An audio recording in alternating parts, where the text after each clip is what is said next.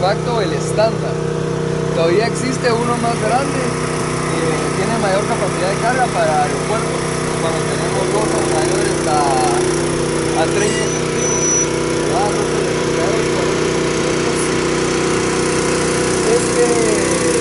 No estoy mal, la capacidad de 240 suficiente para evaluar los proyectos que tenemos aquí en Guatemala. Entonces, si quieren nos acercamos un poquito más al equipo para...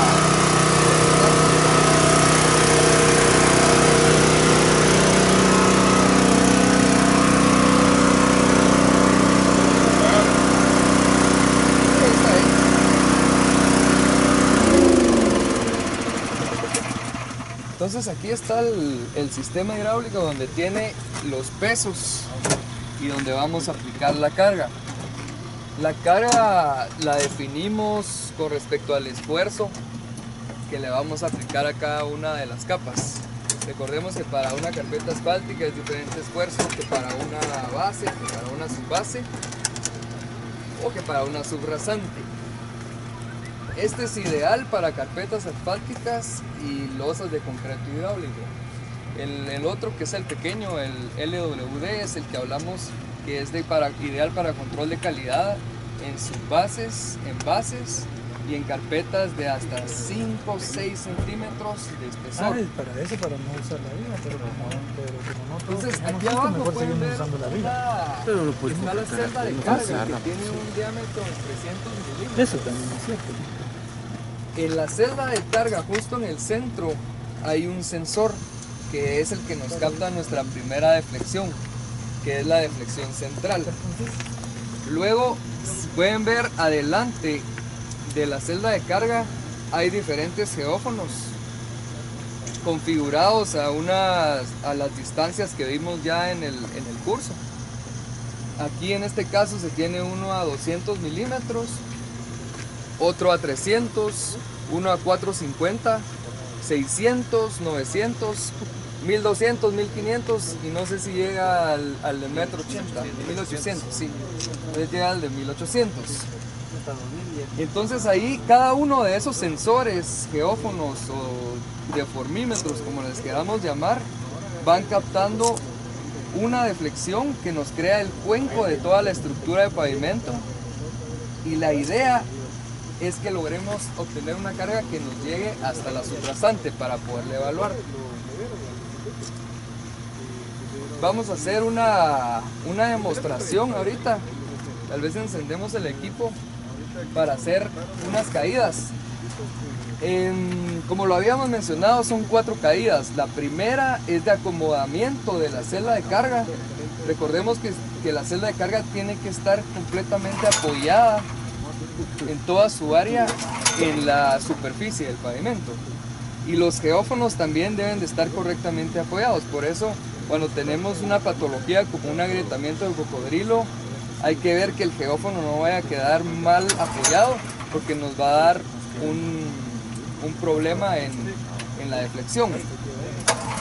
¿Cómo definimos si nuestra medición es buena? Porque las deflexiones deben ir decreciendo siempre. Empieza con una de 560, la siguiente 400, 300, y todas tienen que ser decrecientes. Si obtenemos una deflexión que no es decreciente, debemos de repetir el ensayo. Cada 50 metros.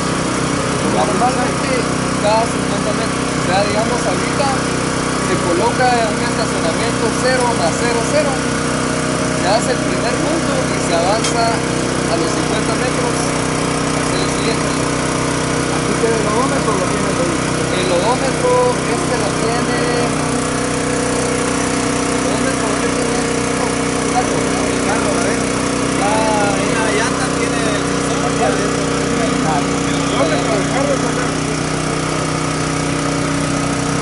Aquí está el carro, aquí está el odómetro. Pero adentro te marca. Ah, sí.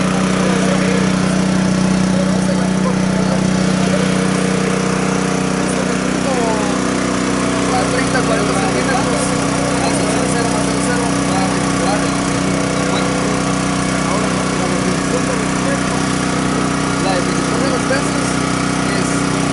peso y qué altura se va a tener depende de los espesores y de la rigidez.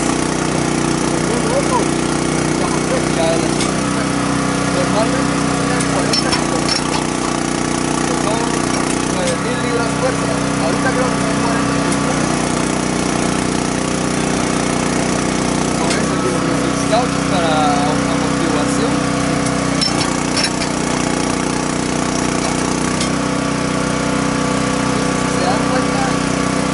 Onda sísmica es la que cada uno de estos sensores va registrando. Yo creo que es lógico que va a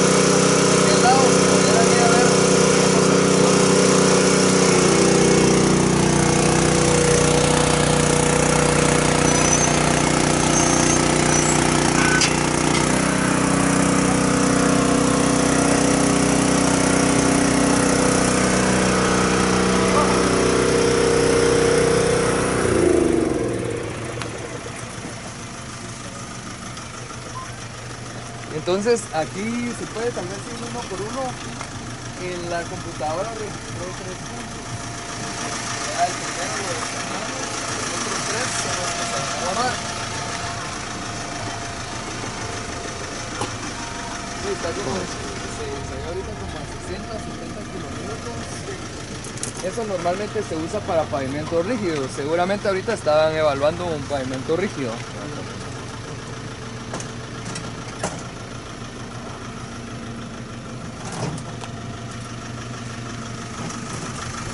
Entonces la primera columna corresponde al esfuerzo, la segunda a la carga y después viene toda la serie de deflexiones, que es la deflexión central, la deflexión a 200 milímetros, a 300, a 450, 600 y después pues vamos a ver cómo se utilizan estas deflexiones para calcular los módulos.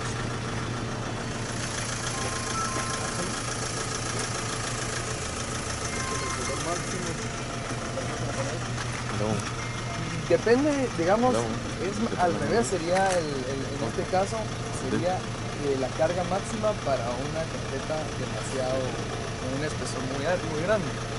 Digamos, si tenemos en este caso, en este tipo, concretos asfálticos los podemos evaluar de hasta 25 centímetros, ¿verdad? No hay ningún problema.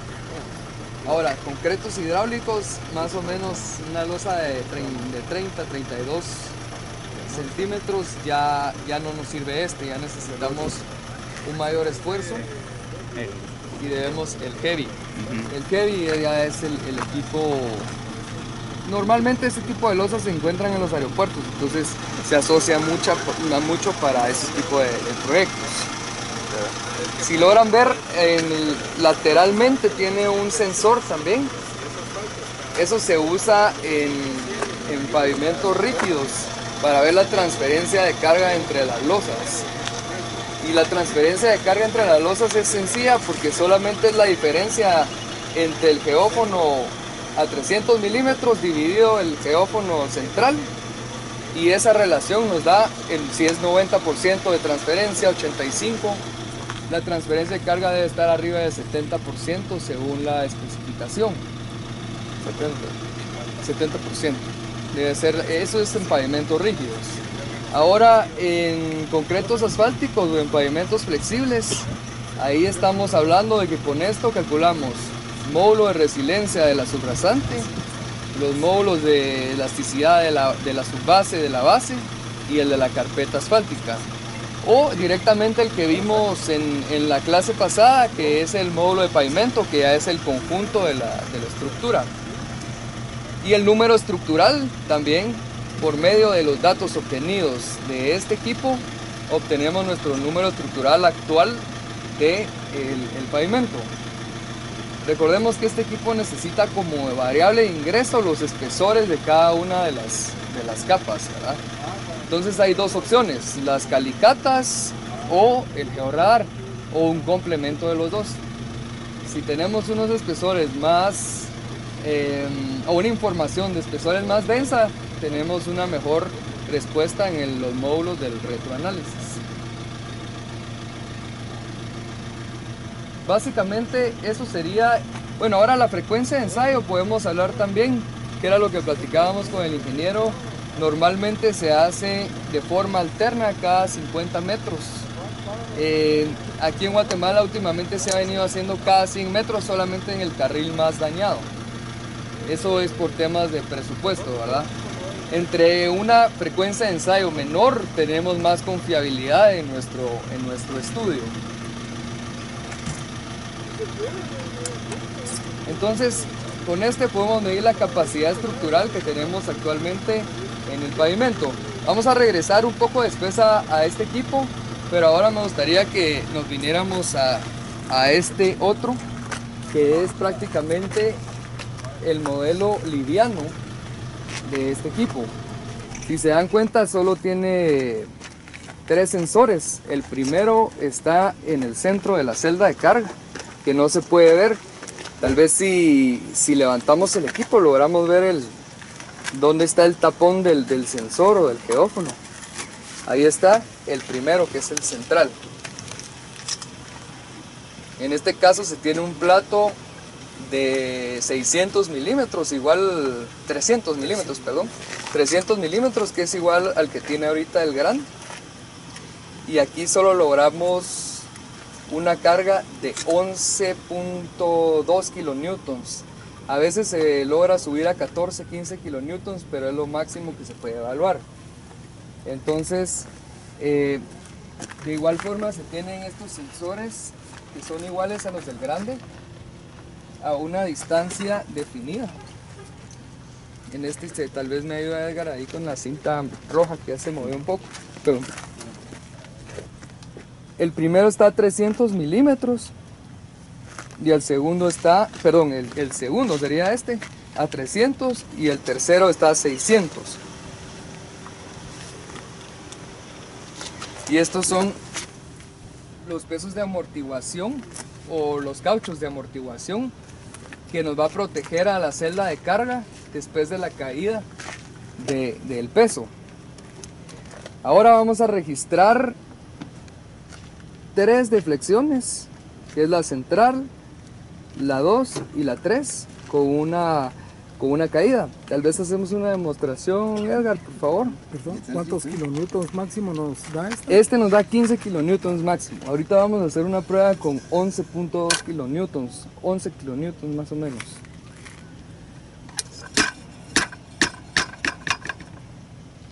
Si se dan cuenta, aquí Eric en el celular tiene la aplicación que están conectados por medio de Bluetooth y va midiendo ya los cuencos de deflexiones que se va registrando en el pavimento. No tiene una reacción el rebote. Tiene una reacción el rebote. Por ejemplo, lo que se pretende es colocar los pies de cierta forma para que no haya ese movimiento de plato. Otra cosa es que a la hora de que el peso cae y sigue rebotando, puede llegar a registrar otro valor. Entonces se le aumenta el tiempo como de espera a la aplicación para que registre realmente el primer impacto, que es el que nos... Solo ese le ingresa, digamos, solo ese le va a ingresar al sistema. Sí, porque nosotros le ponemos que espere, hagamos de caso 8 segundos. Entonces toma el primero y espera 8 segundos donde no va a registrar nada y ya termina el registro. Y ese registro se puede ver claramente porque si no es suficiente los 8 segundos, toma el segundo rebote y lo guarda, o sea, lo despliega en la pantalla. Y entonces lo que hacemos es ponerle 28 segundos, 25 o 30, para poderle dar más tiempo al impacto. Igual si uno se detecta una caída de esas, uno la puede anular ya a la hora Sí, pues. de tener el software y bajar la información. Es correcto, sí. La normativa de este equipo dice que como mínimo deben de registrarse 6 ensayos sin contar el de acomodación. O sea que aquí serían 7 ensayos, ¿verdad? Los que se tendrían que estar haciendo Por punto. por punto, por punto. Si hay mucha variación entre los resultados de esos 6 y no se logran conseguir no deben de ser mayores a 5% las variaciones, es porque existe un problema de compactación en la capa. Entonces se ha asociado mucho y hay una normativa ahorita que se propuso para poder usar este equipo como revisión de compactación en las capas de subbase y base. Eso te quería preguntar, porque por ejemplo, si tienes un tramo de base o subbase de unos 300 metros, le puedes sacar 6 puntos como mínimo. En este caso sería cada 50. Digamos, no, aquí la frecuencia cambia completamente de ensayo, porque aquí si tenemos, que es lo que hemos estado checando últimamente, que son tramos de 100 metros, 50 metros, 250 metros, lo que se hace es que se hacen cada 10 metros, cada 15 metros de forma alterna. Lo importante es tener suficientes datos con respecto al área, ¿verdad? Porque si lo hacemos cada 50 metros serían 2, ¿verdad? Sí, es que yo te estaba preguntando cuando se está construyendo, por ejemplo, estás tirando la capa de base, que es un carril Sí. de 360, vamos. Ajá. Entonces tiras 300 metros lineales y ahí lo pasarás cada 10 o cada 20 o dependiendo de la distancia, así es. Dependiendo de la distancia, frecuencia así es la frecuencia de ensayo. Pero igual, ¿lo sacas lineal o lo sacas No, alterno. Alterno o sea, ¿Lo agarras digamos, a orilla, centro, central, centro? idealmente la metodología sería orilla, centro, izquierda, En un ¿verdad? carril. Estamos Derecha, hablando de un carril nada en un más. solo carril, sí. Recordemos que es un ensayo rápido, que se saca un punto más o menos como unos 2 minutos, ¿verdad? Cuando todas las mediciones dan como debe ser. Y la idea es cubrir las zonas, ¿verdad? Para detectar dónde hay un problema de compactación o de deflexiones, ¿verdad? Entonces, normalmente en tramos de 50 metros hemos hecho como mínimo 6 puntos, ¿verdad?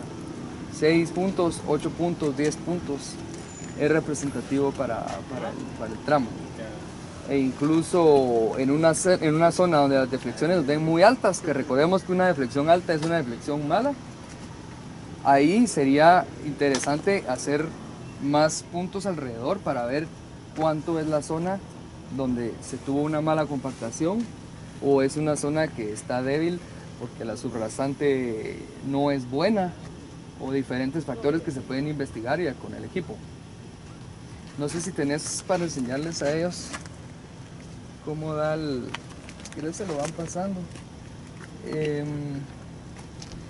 Si quieren, antes de pasarlo, la primera que van a ver acá son la fuerza, los kilonewtons. Se tuvieron 11.3 kilonewtons, que equivale a un esfuerzo de 159.8. Y aquí se tiene la deflexión primera, que es del geófono 0, 425. Del geófono 2, 404. Geófono 3, 61.5. Y los módulos de cada una de los geófonos. De 400 a 261. Sí, digamos, las deflexiones de estos geófonos siempre van a ser menores, ¿verdad? Porque el impacto viene en el central. Entonces, pero eso ya está contemplado en las ecuaciones de que, por ejemplo, por experiencia, si este geófono me dio una deflexión de 61, está bien. Si me da una deflexión de 150, ya está un poquito alto. Y este geófono es muy representativo de la subrasante, en este caso. En este caso estaríamos hablando del geófono 0, el geófono 2, estructura de pavimento, y la subrasante está asociada al geófono 3. Normalmente estaríamos evaluando, hay una relación que es la distancia de aquí, que es el 0, a los 60 centímetros que tenemos aquí es lo que se está evaluando hacia abajo. Estamos llegando 60 centímetros abajo. Obviamente si hay una mayor carga, pues tratamos de profundizar un poco más. En el grande tendríamos la capacidad de bajar un 80, ¿verdad? Existen diferentes configuraciones, hay otros platos, otros pesos, otros amortiguadores.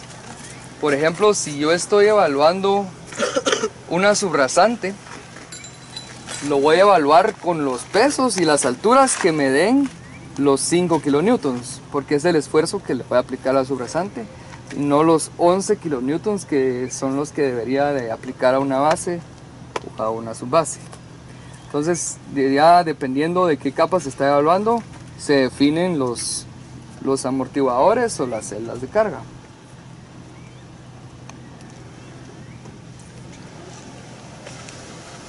La última vez tuvimos una experiencia que los materiales pues estaban bastante bien relativamente con respecto a CBR, visualmente, y llegamos con el equipo y las deflexiones eran muy altas, ¿verdad? Los módulos eran muy bajos. Entonces llegamos a la conclusión de que la subrasante estaba demasiado saturada y era una mala subrasante. Entonces lo que hablábamos la vez pasada, si no se tiene una buena subrasante, aunque tengamos buenos materiales, no vamos a absorber los esfuerzos, ¿verdad? Entonces el equipo, quiera que no, llega, hace la medición, y aunque pueda ser un material, un CBR de 85-90 en la base, de todos modos nos va a dar una deflexión alta y un módulo bajo. Son inversamente proporcionales. Y realmente lo que se está midiendo aquí es la respuesta del pavimento. O sea, aquí no hay pierde, no es como que estuviéramos haciendo, por ejemplo, un CBR en el laboratorio, que probablemente sea característico del material.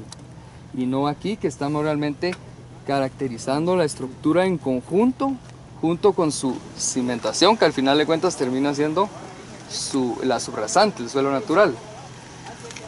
Ahora, pasando a otro equipo, que sería el de la izquierda.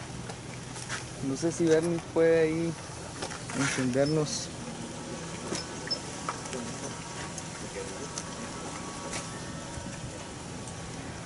Este es el georradar.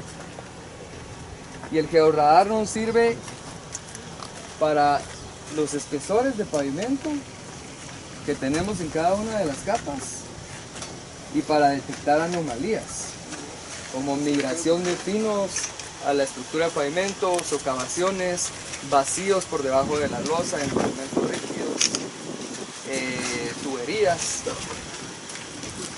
En este caso se tiene una configuración que es para medir zonas de difícil acceso. Esto normalmente no se usa en pavimentos. El que se usa en pavimentos es el amarillo, el que pueden ver, que va jalado directamente por el carro, por las puertas. Y entonces más o menos entre 30 y 50 kilómetros por hora, dependiendo del estado de la vía, se va haciendo la medición de los espesores con las antenas. ¿Y cuáles son las antenas? Aquí tenemos la primera. Esta antena es para medir el espesor de la carpeta asfáltica. Solo nos permite medir entre 20 y 35 centímetros más o menos a una gran precisión. Es una antena de alta frecuencia de 2.3 GHz. Luego, tenemos una antena de 800 MHz, que es la que nos sirve para ver la capa de base y subbase y alguna anomalía que se tenga en la subrasante. Con esta podemos profundizar más o menos entre unos 50 y 2 metros. Entonces es suficiente para ver la estructura de pavimento y subrasante. Después se tienen antenas de una menor frecuencia, por ejemplo la de 500 MHz, que ya profundizamos entre 4 y 5 metros. Y está la de 250, que ya son 12 metros. Y ya las de geotecnia, arqueología, que ya nos vamos entre 20, 50, 60 metros. Pero normalmente la configuración que se usa en pavimentos es la antena de 2.3 GHz para la carpeta y la de 800 MHz para la base. Quiero agarrar un archivo ya existente.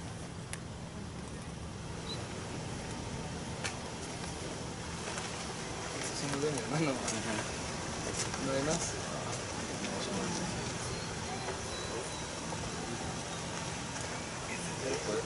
Llegamos uno.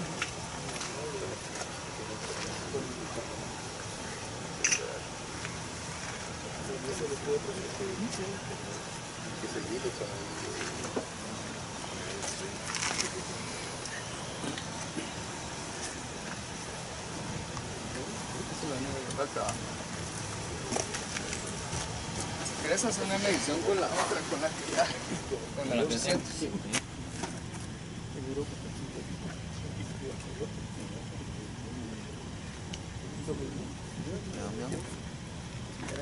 Lo hacemos por ahí.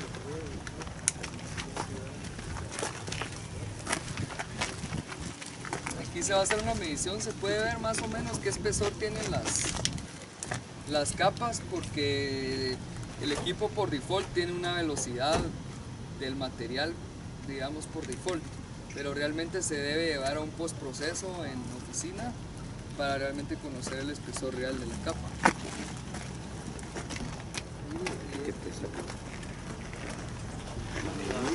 Por ejemplo, si abajo de la subrasante. Ahí va midiendo. Ajá. Va haciendo como que la radiografía. Se distorsiona como vacío, como más o menos. El agua. Qué locura esta mierda.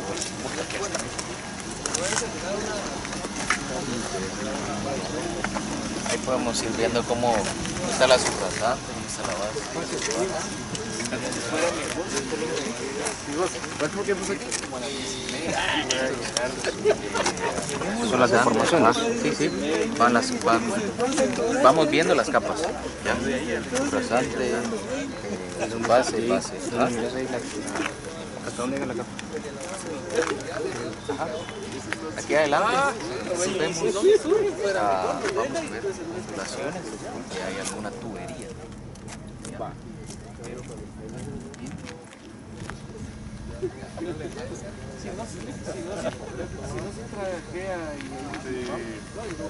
Sí, sí, ya esos equipos ya son para bien interesantes.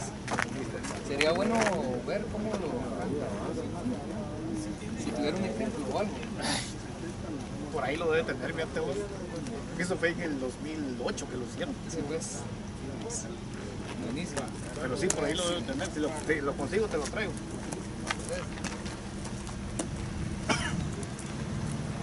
Unos 30 estudios, 30 materiales.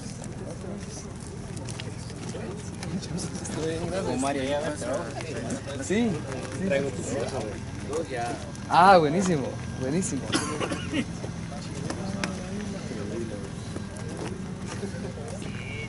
Vamos a ver si podemos aclararlo un poco más.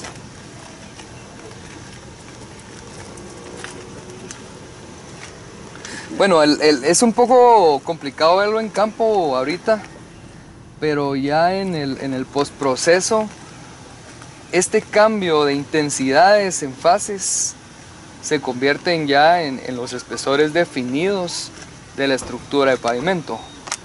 Entonces, digamos, podemos ver si se trabajó por secciones homogéneas en donde hay más o en donde hay menos espesor.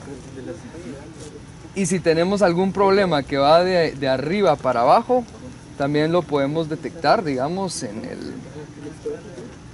el radagrama. El radagrama sería, al final de cuentas, como se llama lo que estamos viendo aquí, de la respuesta de los materiales ante la onda.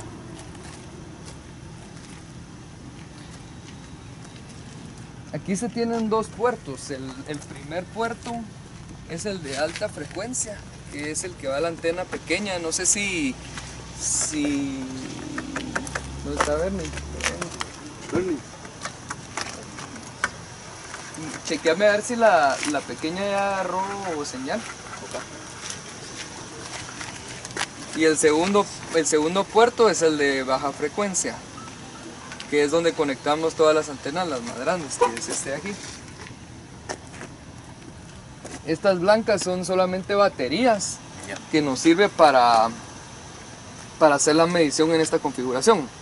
Si quisiéramos hacerla en la configuración de pavimentos, que es en el carro, va conectado directamente a un inversor en el carro o a una regleta que se tiene ahí directamente. Ya agarró, ¿verdad? Primer pico positivo y probamos hacer una medición con la pequeña. La voy a poner enfrente.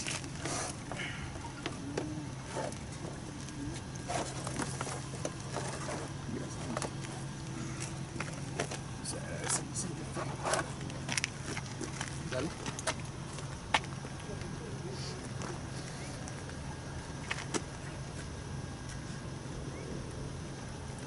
Lo bonito es ver cuando uno ya midió 1 kilómetro, 2 kilómetros, se ven claras las fases de cómo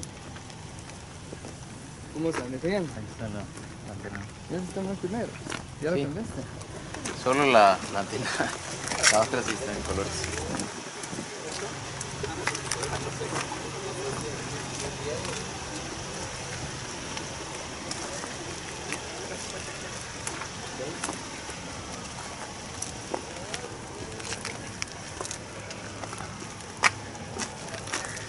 Ahorita que ya tenemos la nueva antena, ahora sí ya se definieron bien, ya se vinieron mejor los espesores. Y viene más o menos, ¿Yo tienes como? viene más o menos el espesor de la base.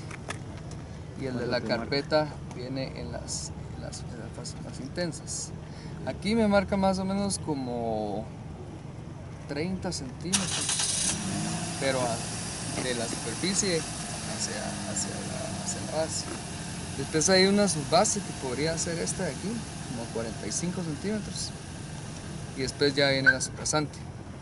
Todo esto, como les digo, se postprocesa en el software, el equipo, y se empiezan a limpiar todo el tipo de distorsiones o ruido que pueda haber, y ya se definen bien las 3 fases, si es que hay 3 capas, o 2 fases, si es que tenemos 2 capas. Entonces es un poco como complicado, digamos, cuando se va midiendo ya en la otra configuración en pavimentos, sí se nota claramente las 3 fases, ¿verdad? Sin embargo, siempre hay que llevarlo a oficina para hacer la limpieza del radiograma y poder ver los espesores en cada punto. Y por último tenemos el perfilómetro inercial, que es el famoso por el IRI, por el Índice Internacional de Rugosidad, que es esta barra que pueden ver aquí. Está encendido ya reconoció el equipo y todo.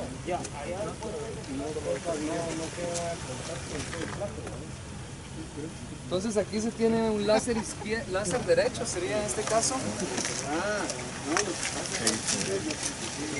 que es el que va midiendo el perfil longitudinal de la huella derecha. Y luego se tiene un láser izquierdo, que aquí lo pueden ver, que es el que va midiendo el perfil longitudinal de la huella izquierda. Hay otras, este es el Mark 4, el Mark 3 tiene más o menos un promedio de 10 a 14 láseres que van en toda la longitud de la barra y puede medir el perfil transversal. Al tener un perfil transversal tenemos abollamiento, entonces la idea es poder medir el abollamiento en este caso no se podría, solamente el índice internacional de rugosidad. Como habíamos hablado, se puede medir el escalonamiento entre losa y losa también, pero los va a medir en estos 2 puntos, ¿verdad? Uno establece la geometría de las losas y va midiendo la diferencia de alturas que se tienen entre las losas. En pavimentos flexibles o en una carpeta de concreto asfáltico, prácticamente son los perfiles longitudinales que al final de cuentas nos calculan el IRI, el Índice Internacional de Rugosidad. ¿Y cómo se relaciona con el diseño? Ya correlacionándolo con el PSI, que es el índice de servicio, que esas son las tablas que vimos la última vez. No era por último, sino faltaba uno más, que es el que está aquí en el carretón. Este equipo se usa principalmente en pistas de aeropuerto. Es un equipo para hacer la medición del coeficiente de fricción. Poder hacer una prueba con este equipo es un poco complicado porque primero se debe hacer a 60-65 kilómetros por hora y el funcionamiento de este equipo está basado en el ángulo de las llantas que se tienen aquí. Por ejemplo, cuando a uno lo jalan y uno tiene los pies rectos, es mucho más fácil que se deslice a que si uno abre los pies o aumenta el ángulo aquí. Entonces ese es el principio de este equipo. Según la textura de nuestra mezcla, se va abriendo o cerrando un ángulo que correlaciona directamente con un coeficiente de fricción. Entonces, por eso es que en aeropuertos, en pistas de aeropuertos piden mezclas discontinuas o mezclas con granulometrías especiales para llegar a un coeficiente de fricción, prácticamente para que los aviones sí tengan una longitud adecuada según su longitud de aterrizaje o despegue, ¿verdad? Entonces, este equipo fue el que certificó ahorita al Aeropuerto Internacional Aurora. Cuando vino la OASI a hacer la auditoría, y ya con el recapeo de la pista pues se lograron obtener valores de coeficiente de fricción bastante buenos, que están más o menos entre 0.72 0.70, que es un coeficiente de fricción bastante bueno, y le piden en la especificación de la FAA más o menos como 0.50 como mínimo.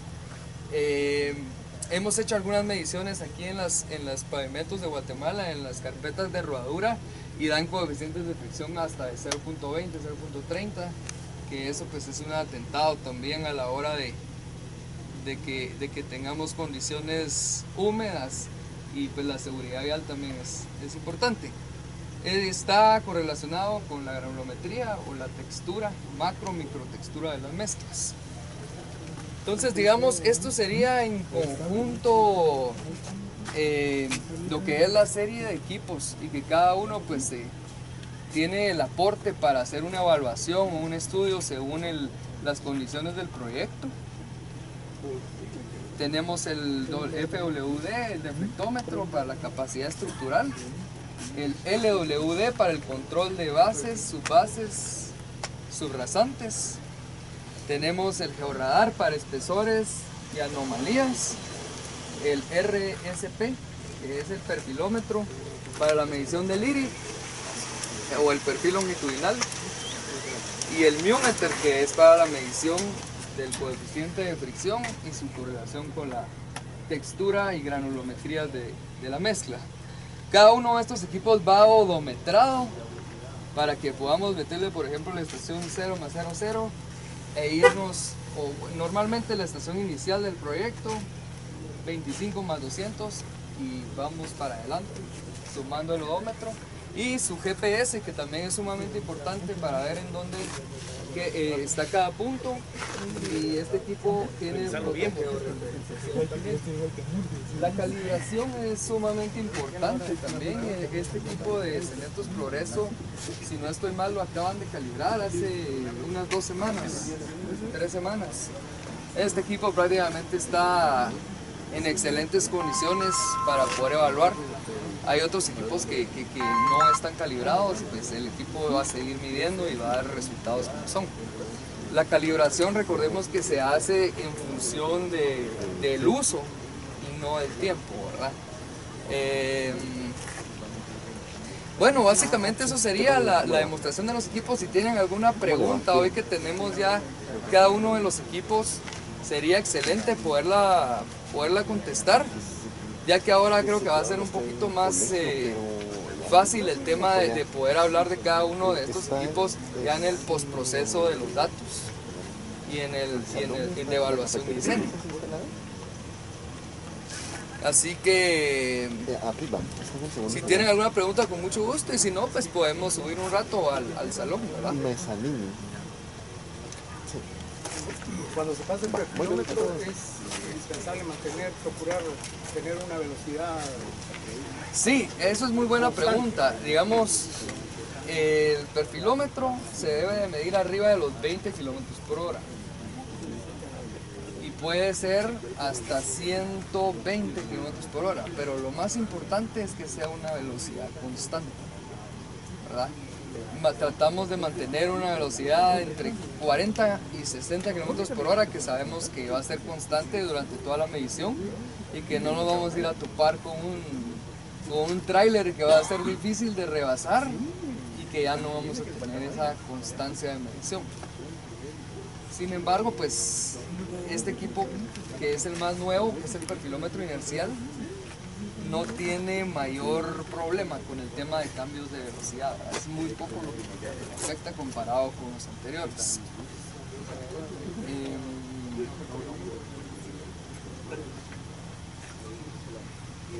Básicamente eso sería. Entonces, ahí estamos. Si alguien quisiera que se hiciera una medición o una prueba más, con mucho gusto, ahí está pues el equipo de trabajo, tanto de Cementos Progreso como de Serpín, que también gracias por venir. ¿Cuál de estos equipos nos puede sustituir a la vida? Sería, en el caso de ejecución, tu base y su resalto. Recordemos que son deflexiones máximas dependiendo de cada capa, pero sería este caso. Y a nivel de rodadura, este también funciona para cualquiera de las capas. Lo que pasa es que hay que reducirle el esfuerzo y es un poquito más complicado el acceso, pero para ya carpetas de rodadura es ideal este equipo, ¿verdad? Y no digamos para concreto, ¿verdad? En concreto pues es imposible aplicar este definitivamente. Sí. En Guatemala tenemos problema de que nuestros asfaltos ya están tan oxidados, ¿verdad? Por el medio ambiente, y las mezclas están tan rígidas, porque ya son completamente rígidas, porque al envejecerse el asfalto pierden elasticidad. Entonces ahí ahora hay que aplicarles un mayor esfuerzo, porque ya no es que estén buenas, sino que realmente ya la recuperación elástica es nula, y esto es una por el tiempo, la oxidación del asfalto es más rígido.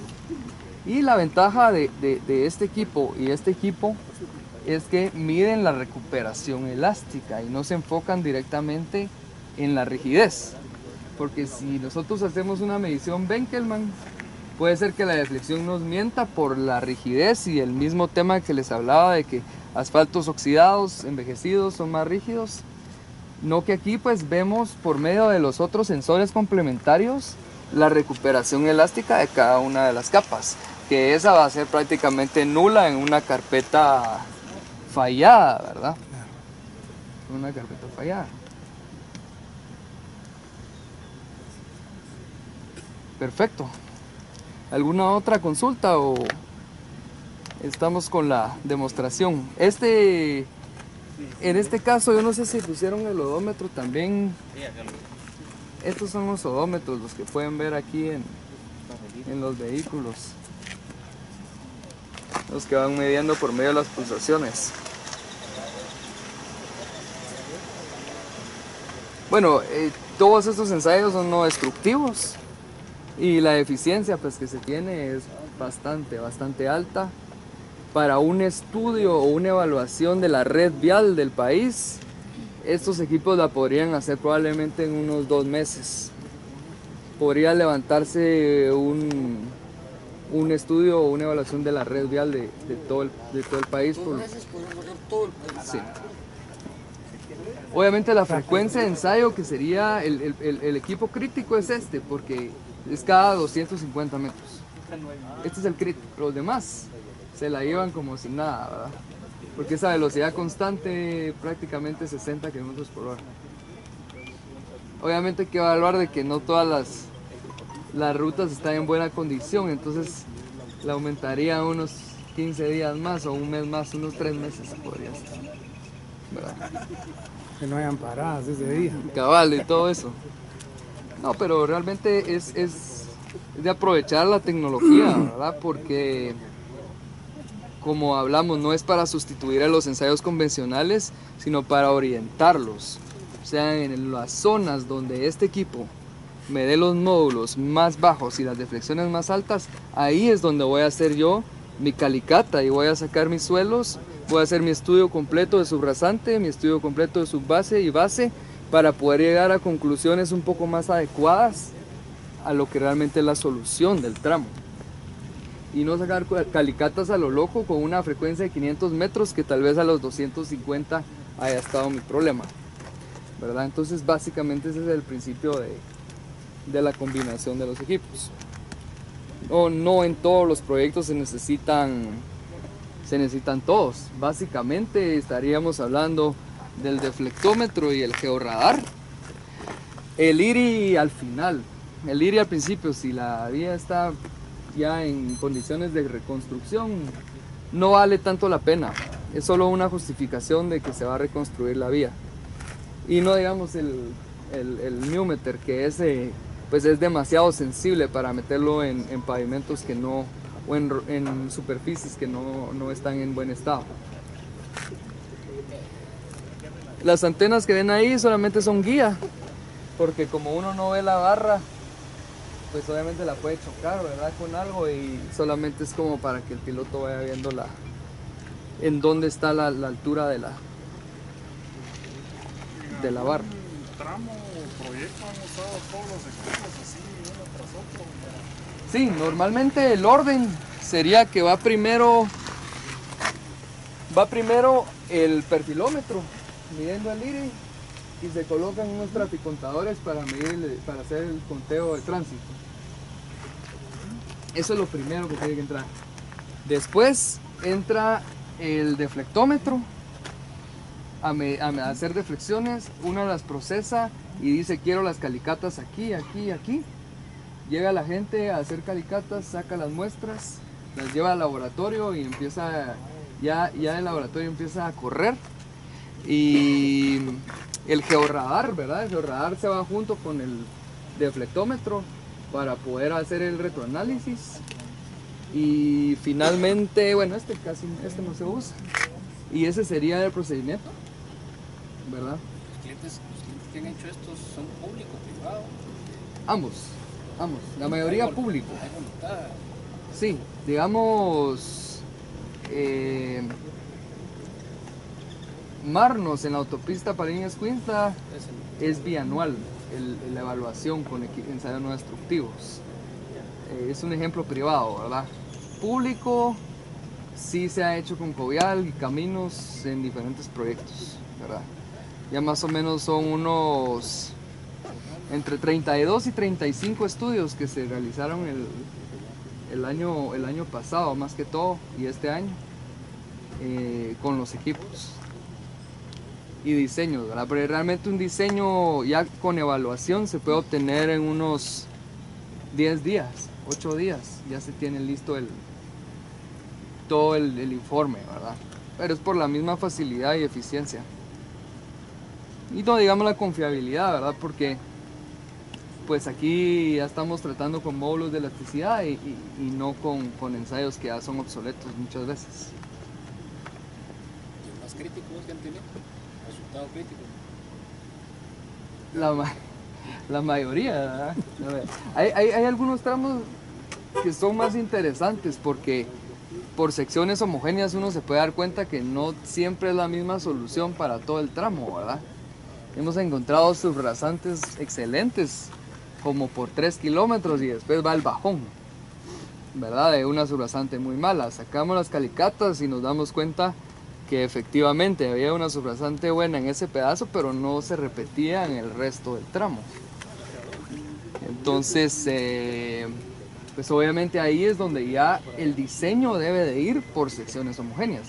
No solo por optimización de costos, sino porque realmente hacer una equivalencia en la vida útil de toda la estructura, ¿verdad?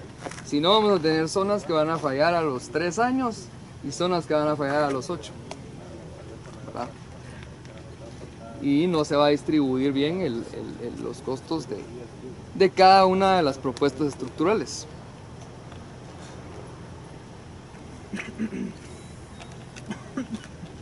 Bueno, perfecto. Entonces, ¿alguna otra consulta, alguna otra duda? Si no, podemos subir a un rato y ya podemos seguir el otro martes ya con la clase, ¿verdad? Perfecto. Entonces, gracias a todos ustedes también por acompañarnos, y ellos han sido los operadores ya por mucho tiempo de los equipos, y a Cementos Progreso también por traer el equipo. Ellos, si no estoy mal, lo adquirieron hace como 3 años. Jorge tiene mayor información, que todavía no Sí, estaba sí. en Cementos. Ahí está. Jorge, ¿hace cuánto adquirieron el equipo? Hace 2 años y medio. Hace 2 años y medio, y se han trabajado ya varios tramos, diseños con el equipo de Sempro. Se han trabajado diseños. Regional, trabajó la vía alterna del sur, Val, Carretera de Salvador, Santa Cruz de Quiché ahorita.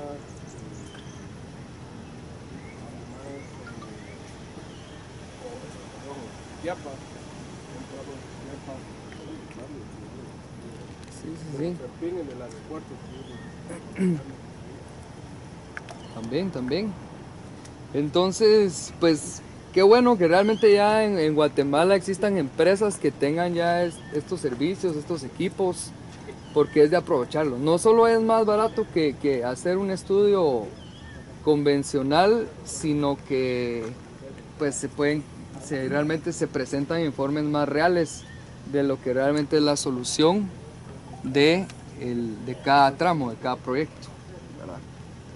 Tal vez solo agregaría también que la nueva metodología de diseño AASHTO ya incluye, o sea, ya solicita estos estudios, ¿no? Ajá.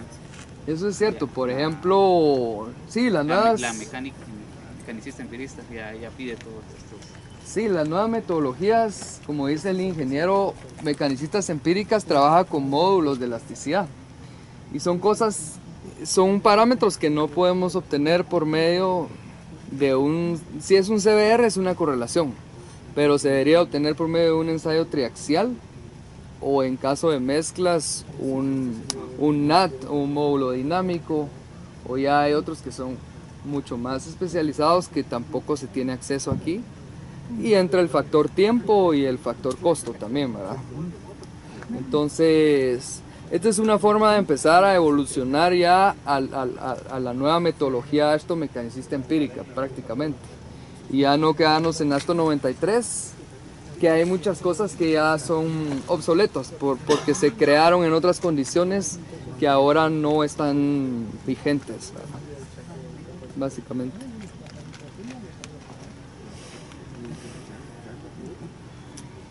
Bueno, muchas gracias. Entonces, podemos armar, digo yo, para no llegar tarde, ¿verdad? Gracias, Edgar. Gracias a todos.